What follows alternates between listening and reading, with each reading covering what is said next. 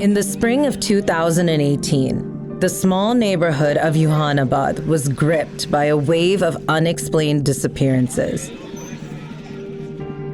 In April of that year, the Soch team reported on the incidents at a time when the community was still trying to make sense of what had happened. A series of nighttime raids, ostensibly conducted by members of the Sindh police, led to the abduction of over 20 young men, some of whom were still in their teens. Friends and families of the victims contacted lawyers and human rights activists, and petitions were filed in the courts. However, the memories of those events have left deep scars in the community.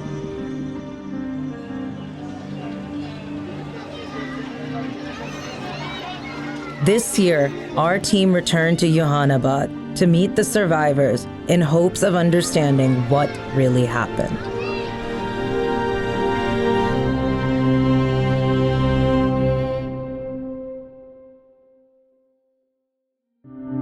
Located in Karachi's Gulshan-e-Iqbal area, Jehanabad is difficult to find on official maps, but Christian families have been residing there for generations.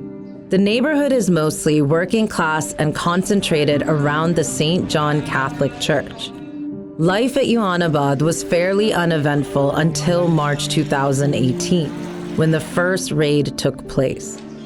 A second raid occurred in April, followed by a final raid in May. Upon our first visit, the whereabouts of most of the abductees was still unknown. Now, 5 years later, we approached the 21 boys who were returned.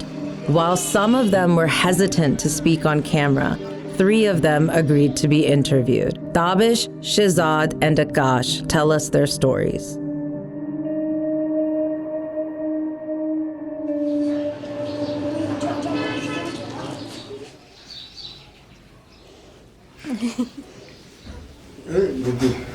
Tabish Shahryar नाम है मेरा। मैं एक restaurant में job करता था। एक दिन ऐसे हुआ, छुट्टी थी मेरी रेस्टोरेंट से, तो मुझे आए रात सुबह 5 बजे के करीब आए, उठा कर ले गए। तो आंखों पे पट्टी बांध दी है। मेरे छोटे भाई को पहले पकड़ा है, उसके बाद मैं जब आया हूँ तो मुझे कहते तुम भी बैठ जाओ साहब। पता नहीं एजेंसी थी, रेंजर्स वाले थे, कौन से थे। हमारे घर आए, उन्होंने गेट बजाया।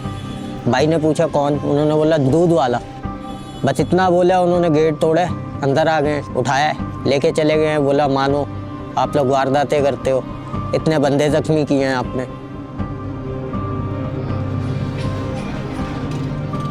लेके गए, चर्च के पास खड़ा कर दिया। हमारी ऐसी ना टी शर्ट, हमने सैंडो पहनी हुई थी, मैंने ऐसे पीछे से घुमा के ना उसने हमारे मुंह पे कर दी। उसके बाद जो है ना, उन्होंने ना हमारे को ये नहीं पता लेके कहाँ गए। After they were abducted, the men were taken to an unknown location where they were subjected to various forms of torture.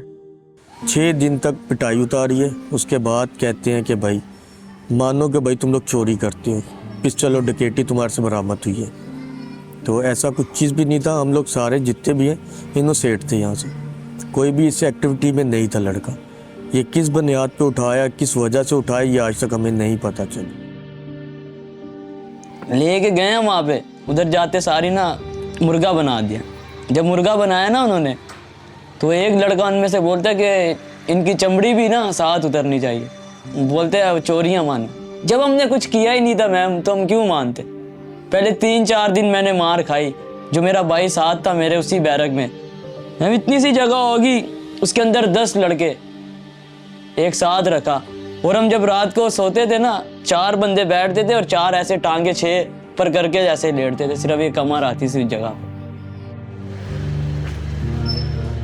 पता नहीं क्या क्या चीज़ों से मारते थे, डंडे थे, वो छितर होते हैं इनके पास, छितर करंट लगाते थे। बहुत यानी कि अजियत देते थे। 15 दिन बोला मानोगे तो छोड़ देंगे, नहीं तो नहीं छोड़ेंगे। जब तक नहीं मानोगे हमारे पास इधर ही रहोगे, मार खाते रहोगे। नीचे लिटा कर ऊपर वो जो उनका होता है, पता नहीं क्या उसे कहते हैं, चित्तर, उसके साथ उन लोगों ने जब मारे हैं वो 2-3, तो फिर मैं मान गया। मैंने कहा ठीक है, बर्दाश्त नहीं हो पाए। Whilst the abducted were being tortured in unknown locations, their families were frantically searching for them across Karachi. we revisited the home of another abductee, Smith Michael, whose parents and brothers shared their ordeal as if it happened only the day before. अब 7-8 दिन तो मिले ही नहीं बच्चे, पता नहीं किधर थे, कौन थे थाने में से, इलाके के थाने से पूछते थे जाके, वो कहते हमें पता ही।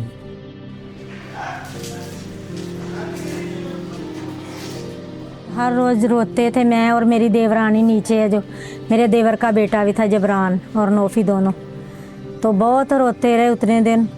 देखते रहे कि आ जाएगा, पता ही नहीं चल रहा था कहाँ लेके छुप गए हैं उनको, बहुत मारा उनको।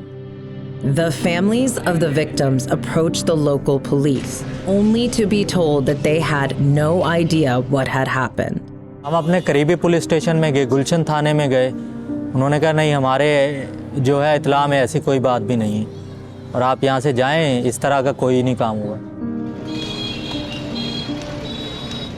The families of those abducted then made a collective decision and approached advocate Zainab Salim Baloch, a resident of Yohanabad. Zainab has been fighting for the rights of missing persons since 2008. जब रात को जब ये वाकया हुआ, incident हुआ, तो सुबह तकरीबन 11 बजे इन लोगों ने मुझसे जो है कांटेक्ट किया। फिर मैं घर पे गई, मैंने सर्वे किया तो इनके घर का हालत बहुत बुरी थी। वाकई में तोड़ फोड़ की गई थी, दरवाजे खिड़कियां सब तोड़ी गई थी, सामान इनका बात चीज़ें मिसिंग थी। इनके घर से लैपटॉप था, मोबाइल था और इनके कुछ लोग कहते जेवरात भी थे जो लेडी के थे, ताले वाले तोड़े थे, कैश मनी भी थी इनकी। मैंने फिर इनको एडवाइस दी कि सबसे पहले तो आप एप्लीकेशंस मूव करें डिफरेंट इदारों में, मसलन के डीजी रेंजर्स के पास, हाई कोर्ट के चीफ जस्टिस के पास, चीफ जस्टिस ऑफ पाकिस्तान के पास, एसएसपी के पास जो आपके इलाके के, और इसके साथ ही अपने इलाका एसएचओ को भी आप एक एप्लीकेशन मूव करें ताकि उसकी भी नॉलेज में आ जाए कि आपके साथ ऐसा वाकया हुआ है। तो इन्होंने एप्लीकेशंस मूव की। फिर ये आए तो इनको कोई कॉल्स कहीं से कुछ पता नहीं चला। इन्होंने तकरीबन मेरे ख्याल से कराची के जितने भी थाने उन सब में जाके इन्होंने इंक्वायरी की, लेकिन इनके बच्चे इनको कहीं नहीं मिले। फिर हमारे पास लास्ट ऑप्शन यही रहा कि हम हाई कोर्ट में सीपी में जाएं, इनके अगेंस्ट कॉन्स्टिट्यूशनल पिटीशन में जाएंगे मिसिंग की। तो फिर हमने इनकी पिटीशन दाखिल की। तो फ़ौरन जैसे ही वो नोटिस हुई तो 3 लड़कों के वालिदैन को कॉल आई कि आप आएँ और पैसे लेकर आएँ। इन्होंने को मैंने कहा कि आप उनको रोकें और उनको कहें कि हम शाम को या कल तक आपके पास पेमेंट लेकर आते हैं। तो फिर पता चला कि वो आई थी जहानाबाद चौकी से, जो कि पड़ती है आपकी पाक कॉलोनी थाना लगता है। Zainab then filed a habeas corpus petition on behalf of one of the fathers and conducted a raid of the station with the magistrate. During the raid, 3 boys were recovered. Magistrate साहब ने इनसे पूछा कि भाई आपने इनको क्यों रखा है, तो इन्होंने कहा इनके ऊपर एफआईआर है। तो हमने कहा कि एफआईआर है, ठीक है, आप एफआईआर दिखाएं कहाँ पर है। तो वहाँ पे कोई एफआईआर कोई रजिस्टर्ड मौजूद नहीं था। फिर इन्होंने कहा कि वो थाने में है एफआईआर में लिखा हुआ था कि इन्हें हमने फलां जगह से पकड़ा है, तो इनके पास से पिस्टल बरामद हुए। घरों से इन्हें तो लेकर गए थे, सो रहे थे उस वक्त पे ये, और अभी मतलब हथकड़ियाँ लगाई हुई हैं, क्या कुछ किया हुआ है। अस्सलाम वालेकुम जी, आज मैं खड़ा हूँ गुलशन इकबाल योहानाबाद के अंदर। ये हमारे मसीह भाई बहनों की आबादी है कराची में बहुत बड़ी। At the same time, the case of Yohanabad was going viral on social media. Digital platforms began reporting on the story, and eventually mainstream media coverage led to the release of the 24 young men. आज देखिए, मैं इस वक्त गुलशन Iqbal 13G में मौजूद हूँ। यहाँ का हर इलाका मकीन खौफ का शिकार नजर आता है। Mainstream media, Dawn News है, ARY, ये जब खबरें चलनी शुरू हुई हैं ना इस पे, तो ये लड़कों को आस्ता आस्ता वो डालते जा रहे थे, नहीं तो उससे पहले इनकी कोई खबर नहीं थी हमें। ये चीज़ जब हुई है तो फिर ये मिले हैं हमें कि फ़लाँ लड़का इस पुलिस स्टेशन में मिल गया, 2 लड़के मिले हैं, 2 लड़के इस पुलिस स्टेशन में मिल गए हैं, 2 लड़के यहाँ मिले हैं। मतलब इस तरह से मिलते जा रहे थे और ये सारा वेस्ट की तरफ था। PS शेरशाह, PS बल्दिया, PS साइड B, ये पुलिस स्टेशन थे। हमारा ये साउथ या ईस्ट का कोई पुलिस स्टेशन नहीं था। एक एक करके तमाम लड़कों के ऊपर एफआईआर आना शुरू हो गई, जितने हमने पिटीशंस लगाए थे। फिर हमारी पिटीशन तो ख़त्म हो गई, जज ने ऑर्डर ये दिया कि आप जो है एफआईआरों को फेस करें। फिर इस पिटीशन की बेस पे हमारी जितनी एफआईआर थी वो सारी की सारी ख़त्म हुई और माशाल्लाह सब के सब बरी हो गए। किसी एक को भी पनिश नहीं किया गया, किसी एक के साथ कोई गलत सलूक नहीं किया गया, सबको कोर्ट ने बरी कर दिया।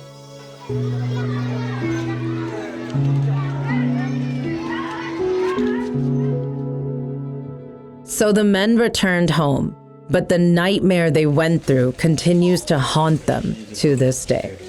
ये लोग डर जाते हैं जब दरवाज़ा वगैरह कोई रात को लेट नाइट पे कोई बजाता है ना, तो फिर से अपसेट हो जाते हैं इन्हीं तरीके से। पागल कर दिया था उन लोगों ने, मतलब ज़हनी तौर तो ऐसे हो गए थे हम लोग के बस किसी से बात ही नहीं कर रहे। कोई भी बड़ी गाड़ी देखते हम लोग वीगो कि जो गाड़ी आती थी उठाने के लिए वो आती है तो फिर डर जाते हम लोग के पता नहीं क्या है, या पुलिस की गाड़ी आती है तो पता नहीं क्या होगा। नींद अलग तरीके की हो जाती है। दिन में 2 बजे 2:30 बजे सोना और एक बैठकर देखते रहते हैं पहले आसपास क्या है। किसी वक्त बाज़ औक़ात बोलेगा कि मुझे किसी वक्त मुझ पे हमला हो सकता। Due to the physical and mental trauma that they experienced, reintegration into society has been difficult. एक माशरे में देखें कोई जेल काट के आया होता है ना, भले ही 1 दिन की हो या 2 दिन की हो, तो उसे बहुत एक मतलब अजीब सी निगाहों से देखते हैं लोग। कहीं भी जॉब करते हैं कहीं बता भी नहीं सकते कि भाई हम लोगों ने ये कुछ किया है या नहीं किया हुआ। अब 4 साल में इंसान मेरी 10 जगह पे जॉब छूटी, 10 जगह पे लगी, हर 2-3 दिन के बाद तो वो पेशी मिल जाती थी। As widely documented by local and international human rights organizations, enforced abductions by law enforcement agencies is a widespread practice in Pakistan. According to figures released by the Commission of Inquiry on Enforced Disappearances, a total of 8,696 cases of missing persons have been reported. As of July 2022, 2,219 are still missing, with little hope for their safe recovery. किसी ने कोई crime किया है या किसी crime में involve है तो आप उनकी एफआईआर करके उनको कोर्ट में पेश करें। कोर्ट अगर बेहतर समझती है तो उनको पनिश करेगी। बाकी आप खुद से उनको मिसिंग करें, गायब करें, ना दिखाएं 15-15 दिन, 10-10 दिन, 1-1 महीना, ये फिर आप कानून की खिलाफ वर्जी कर रहे हैं। ये राइट्स को भी आप डैमेज कर रहे हैं। जो हमें फंडामेंटल राइट्स दिए गए हैं कि उसमें भी आपको 24 आवर्स में आपको कोर्ट में पेश करना है। अगर किसी शख्स को आप उठाते हैं, बड़े से बड़ा अगर क्रिमिनल भी है, हर दूसरे-तीसरे दिन आप देखें कि ये इदारे जो हैं वो लोगों को मिसिंग करते हैं, या पैसे की नीयत से या दुश्मनी की नीयत से, जो भी उनका होता है।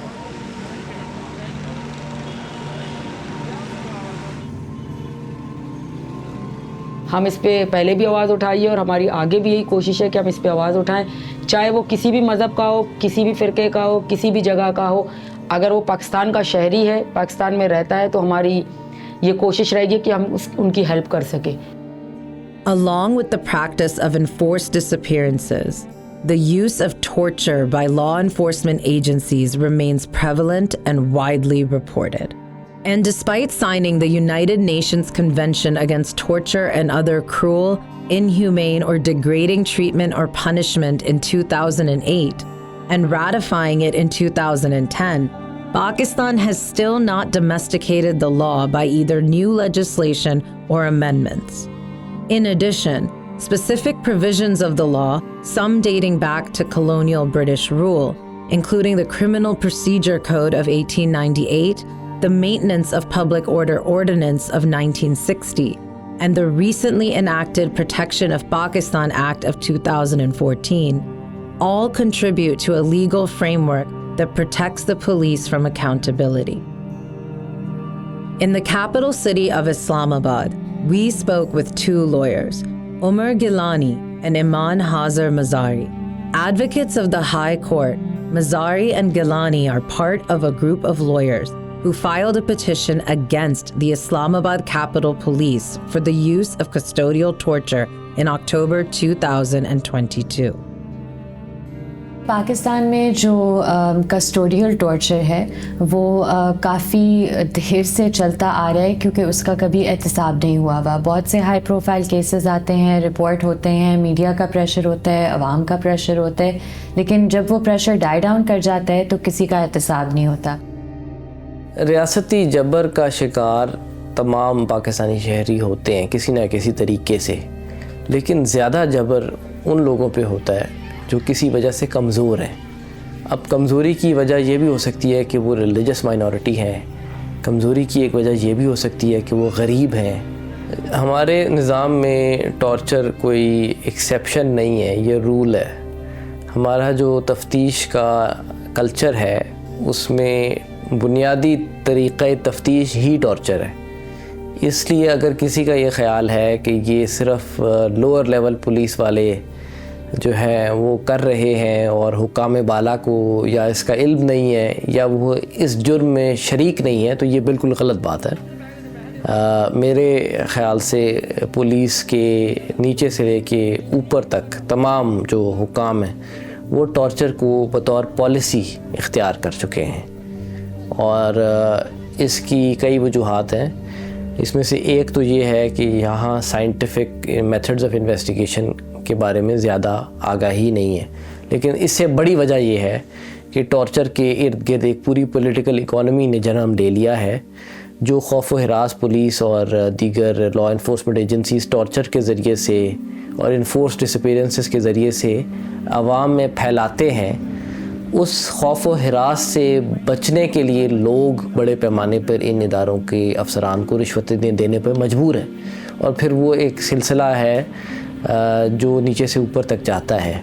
इसीलिए ये एक ऐसी बीमारी है जिसको अगर जड़ से नहीं उखाड़ा जाएगा तो ये ख़त्म नहीं हो जाएगी। When the institution empowered to protect and serve is itself terrorizing the very citizens it is responsible to protect, is there any hope for justice? लोग बोलते हैं एजेंसियों की रेटें फिर लगेंगी। हमने बोला कि जो करता है वो फिर भुगतेगा, हम क्या कर सकते हैं। पिछली बारी भी हमारे साथ हुआ था, कोई भी नहीं आया था। मगर यहाँ ये है कि इंसानियत नहीं है। इंसान तो है, इंसानियत नहीं है उनमें। Curiously, these allegations are not new. So how much longer will they be ignored? For their part, the residents of Yuhanabad have little hope for justice or answers as they try to move on with their lives. किसी ने investigation नहीं करवाई, जो हम उसका मुतालबा भी करते रहे, चैनल्स के थ्रू सब चीज़ें करते रहे, यहाँ पे प्ले कार्ड्स उठा के रखते रहे। हमारे पास कोई हुकूमती नुमाइंदा नहीं आया, जबकि इसकी एक इन्वेस्टिगेशन होनी चाहिए थी। ऐसे मामलात अगर किसी पीसफुल एरिया में हो रहे हैं, उसका क्या मतलब है कि उनको ये आगे से वरगला रहे हैं या क्या कर रहे हैं। 4 साल गुजर गए, इस बात को क्या मुतालबा करेंगे भाई, कुछ कर ही नहीं सकते। गरीब लोग हैं, कुछ अच्छों के लिए लोग सुनते, हमारे जैसे कौन सुनेगा।